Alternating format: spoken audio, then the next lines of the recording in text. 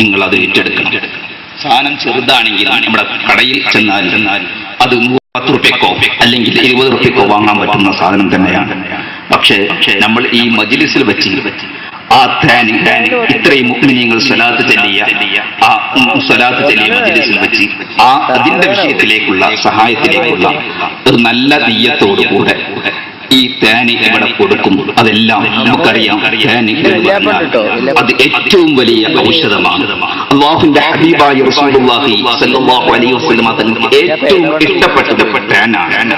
തങ്ങൾക്ക് ഏറ്റവും ഇഷ്ടപ്പെട്ടത് എന്ത് വന്നാലും വയറുവേദന വന്നാലും ഒരു നബി സ്വല്ലല്ലാഹു അലൈഹി വസല്ലം തങ്ങളുടെ അടുക്കൽ ഒരു സ്വഹാബി ഒന്നുകൂടി പറഞ്ഞു, അല്ലയോ നബി തങ്ങളെ, നബിയെ എന്റെ സഹോദരൻ വയറുവേദനയാണെന്ന് പറഞ്ഞപ്പോൾ നബി സല്ലല്ലാഹു അലൈഹി വസല്ലം തങ്ങൾ ആ സഹോദരന് തേൻ കൊടുത്തു എന്ന് പറഞ്ഞു.